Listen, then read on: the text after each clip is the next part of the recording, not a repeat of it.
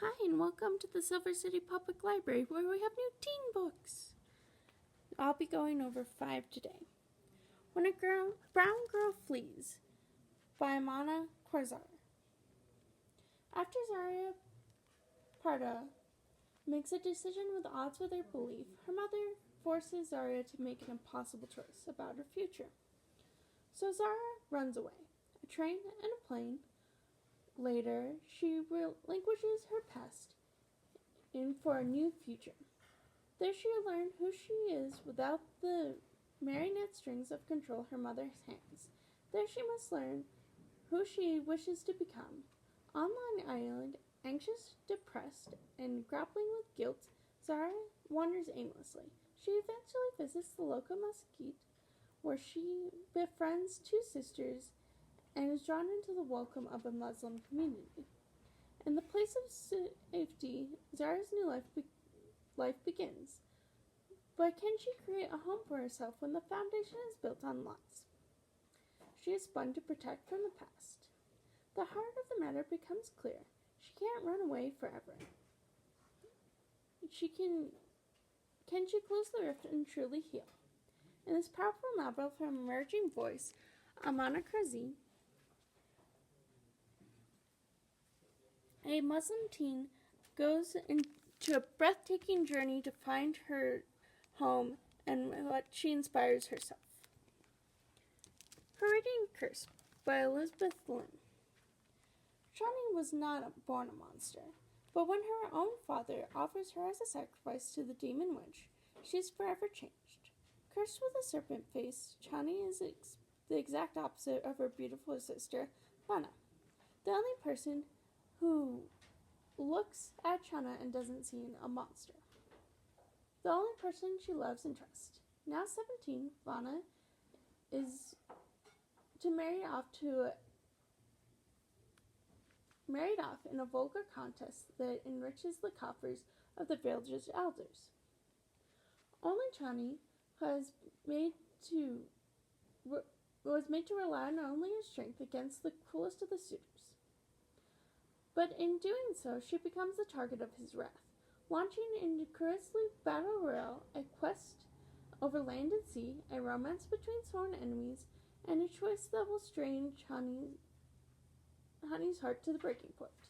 Intertwining elements of Helen and Troy with Asian folklore, Elizabeth Lynn is at the absolute top of her game. In this thrilling yet heart-wrenching fantasy, exploring the dark side of beauty and the deep bonds of sisterhood. My Father the Panda Killer by Jamie Jo Han. I spent so much time of my life despising anything Vietnamese. The people, the culture, the lessons. But now I am about to convince Paul that he should do the exact opposite of what I've done and embrace our history. San Jose, 1999.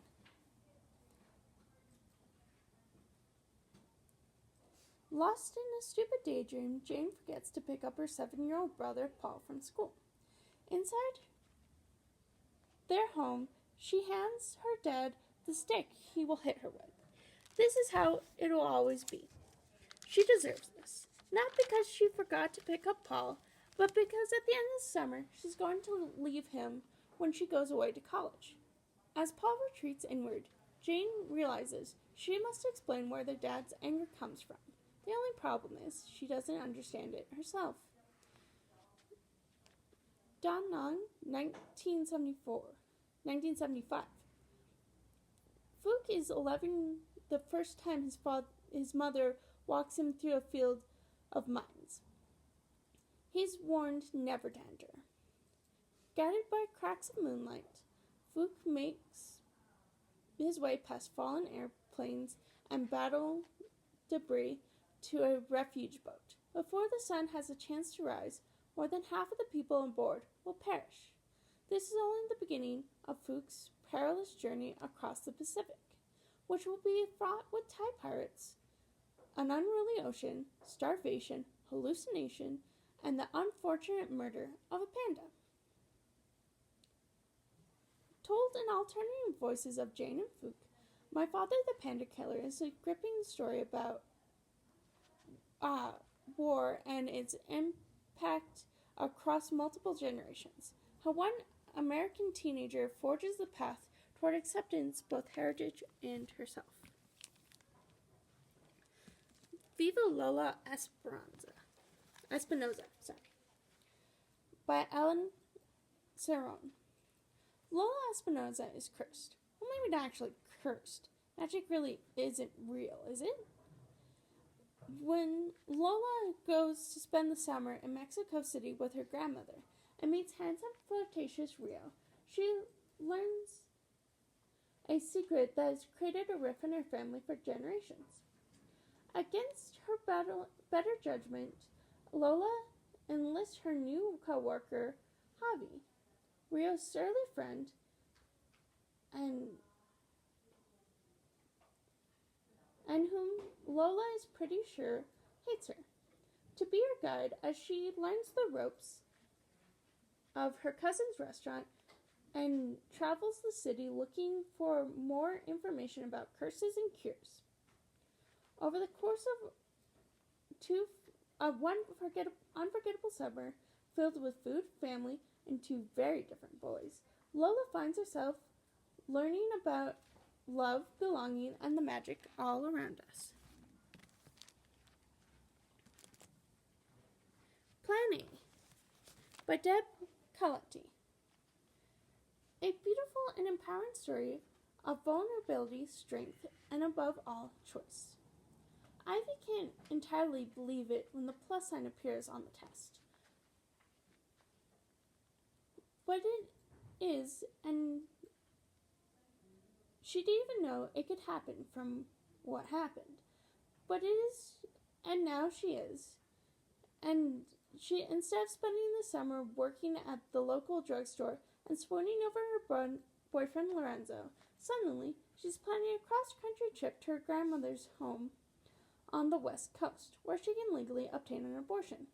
Escaping her small Texas home and the judgment of her friend and neighbors, Ivy hits the road with Lorenzo, where, determined to make the best of their abortion road trip love story, has transformed the journey into a whirlwind tour of the world. All from Paris, Texas to Rome, Oregon, and every rest stop, diner, and corny roadside attraction along the route.